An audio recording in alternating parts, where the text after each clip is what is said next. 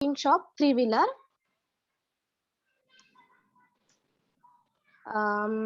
Second page.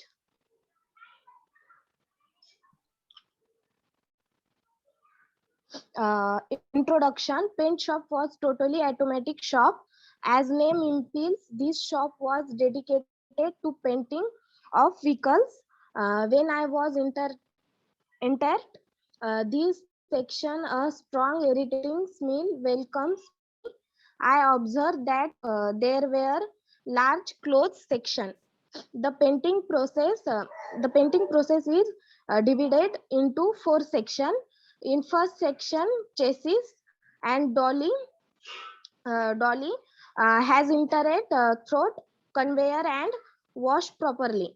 Second phase is of electrode deposition of black coating of on vehicles, chassis and dolly.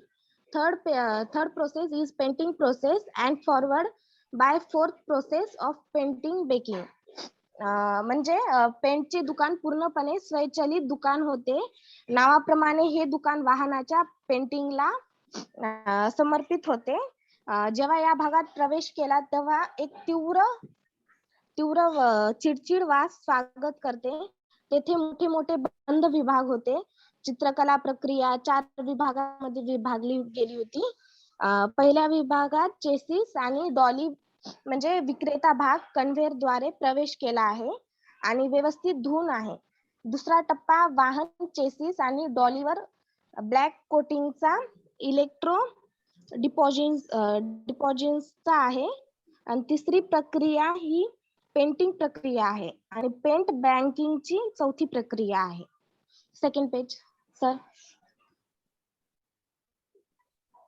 Second page products. First chassis, passenger body, windshield आणि mudguard हे सगळे parts आहेत three व्हीलरचे. Sir next page.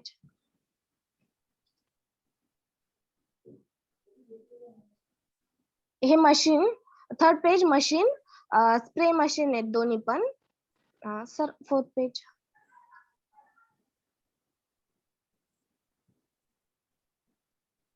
Robot painting was very circuitous about this department because the painting process was unknown for me. I observed that there were huge size of process chambers connected serially. The process of washing and ED process was in closed chambers. The painting conveyor, robots and paint kitchen was very interesting. Robot itself judges the type of vehicles, body internet, type of paint selected, distance between body and robot nozzle, thickness of paint, etc. If anything goes wrong, automatically robot stops its process and manual interface was required for correcting action. म्हणजे या विभागाबद्दल खूप उत्सुकता होती कारण चित्रकला प्रक्रिया अज्ञात होती. पहिले की तेथे प्रोसेस चेंबरचे प्रचंड आकार क्रमिकपणे जोडलेले आहेत आणि वॉशिंग आणि ईडीची प्रक्रिया बंद चेंबर मध्ये होते. पेंटिंग कन्व्हेयर, रोबोट्स आणि पेंट किचन हे अतिशय रंजक होते. रोबोट स्वतःच्या वाहनाचे शरीराचा प्रकार, निवडलेल्या पेंटचा प्रकार, बॉडी आणि रोबोट नोझल मधील अंतर, पेंटची जाडी इत्यादीचा न्याय करतो. जर काही चुकीचे झाले तर रोबोट आपोआप त्याची प्रक्रिया थांबवतो आणि सुधारात्मक कृतीसाठी मॅन्युअल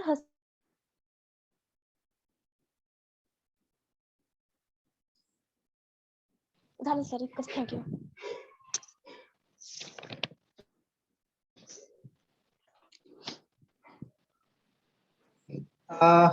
त्यांचा एक व्हिडिओ पण आहे आपल्याकडे. व्हिडिओ पण शेअर केला आहे मी. पण त्याच्यापूर्वी आपण सेकंड जे आहे प्रेझेंटेशन ते सेकंड प्रेझेंटेशन आहे शेळकेचं, ते पाहून घेऊया आणि त्यानंतर मग व्हिडिओ सुद्धा दोघांचे पाहूया. ओके, तर मी सुरुवातीला आता सेकंड प्रेझेंटेशन इथे शेअर करणार आहे. शेळके, तुम्ही तयार आहात का? हो सर.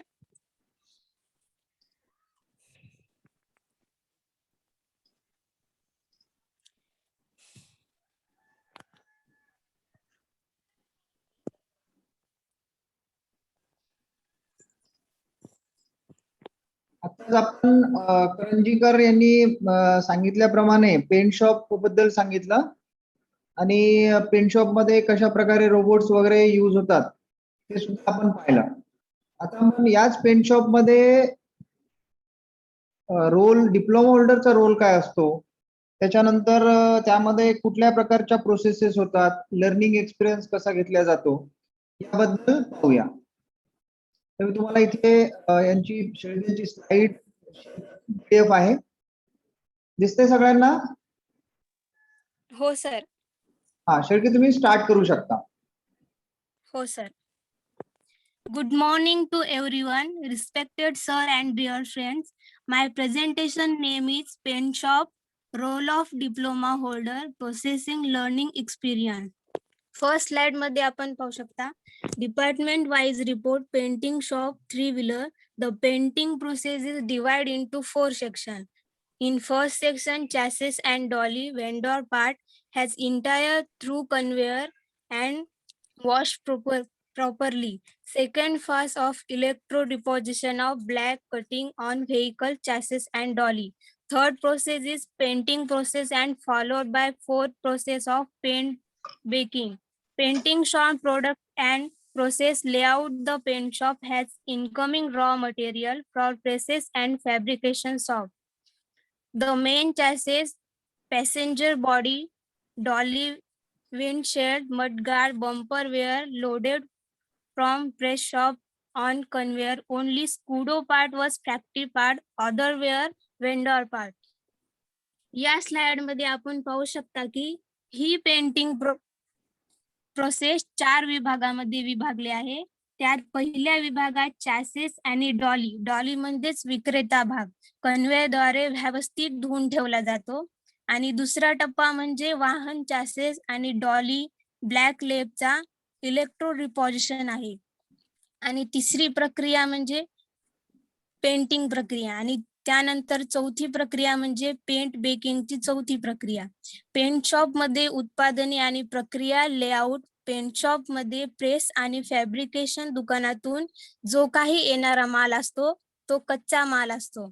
आणि मुख्य chassis, passenger body, dolly, windshield, mudguard, bumper, conveyor press shop मधून लोड केले जातात.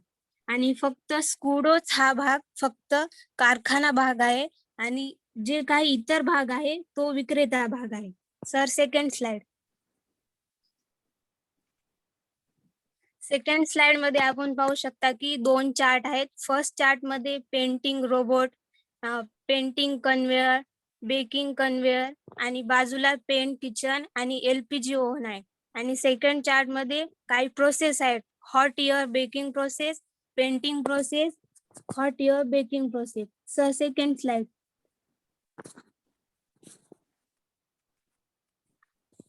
सर ही नाही, ते रोबोटचे हे आहेत. तुमचा व्हिडिओ का? नाही ते रोबोटचे जे आहेत. ही दुसरीच आली स्लाइड. ही पहिली आहे, दुसरी ही आहे, तिसरी ही आहे. Learning experience. The process of washing and ED process was in closed chamber. The painting conveyor robots and paint kitchen was a very interesting. Robot itself judged the type of vehicle body, interior type of paint selected, distance between body and robot nozzle, thickness of paint, etc. If anything goes wrong, automatically robot stop its process and manually interference was required for corrective actions. या slide मध्ये आपण पाहू शकता, या slide मध्ये मी robot विषयी काही माहिती टाकलेली आहे. जी काही वॉशिंग आणि इडिंगची प्रक्रिया आहे ती बंद चॅम्बर मध्ये होते आणि रोबोट स्वतःच वाहनांच्या शरीराचा प्रकार आहे आणि निवडलेल्या पेंटचा प्रकार, बॉडी आणि रोबोट नोझल मधील अंतर, पेंटची जाडी इत्यादींचा न्याय करतो. जर काही चुकीचे झाले तर रोबोट आपोआप त्याची प्रक्रिया थांबवतो आणि चुकीची प्रक्रिया ही सुधारात्मकपणे व्हावी त्यासाठी मॅन्युअल हस्तक्षेप करतो. Sir second sir. बलच झालंय तुझं. सेकंड स्लाइड मध्ये आपण पाहू शकतो रोबोट हा कशा प्रकारे पेंट करतो. Sir second slide. यामध्ये सुद्धा आपण पाहू शकता role of the diploma holder. Diploma holders appointed as a supervision in this section. There were many diploma holders in this section. The major work that has to be completed by diploma was supervision, quality assurance, maintenance, etc. He was responsible for everyday products target with disaster accuracy and quality. The raw material planning and production scheduling also carrying away by supervisor of this department. Role of diploma holder मध्ये आपण पाहू शकता की diploma धारक या विभागात पर्यवेक्षक म्हणून नियुक्त आहे. या विभागात अनेक डिप्लोमा धारक आहेत आणि मुख्य काम जे डिप्लोमाद्वारे पूर्ण करायचे आहे ते पर्यवेक्षक, गुणवत्ता आणि आश्वासन, देखभाल येथे होते आणि इच्छित अचूकता आणि गुणवत्तेसह दररोज उत्पादन लक्ष्यासाठी तेथील डिप्लोमा धारक हे जबाबदार असतात. कच्च्या मालाचे नियोजन आणि उत्पादन वेळापत्रक हे देखील त्या विभागाच्या पर्यवेक्षकाची जबाबदारी असते. Sir last slide. Learning experience. The consumption of coolant required for this section was thousands of liters per hour. It's a very feasible by to have single centralized coolant system which satisfy the entire requirement with less cost. The raw material supplied to department for vendor. The vendor supply material is non-precise. या slide मध्ये आपण पाहू शकता की या विभागासाठी आवश्यक म्हणजे कोलंट. कोलंटचा वापर हा विभागात हजारो लिटर प्रति तास केला जातो आणि सिंगल सेंट्रलाइज कूलंट सिस्टीम असणे हे या विभागामध्ये व्यावहारिक मार्ग आहे आणि कोलंट हा कमी खर्चात संपूर्ण आवश्यकता पूर्ण करतो. विक्रेत्यांकडून या विभागाला जो काही माल येतो तो कच्चा माल येतो आणि विक्रेत्यांनी पुरवलेल्या साहित्यात तो बरोबर नसतो. Thank you so much sir.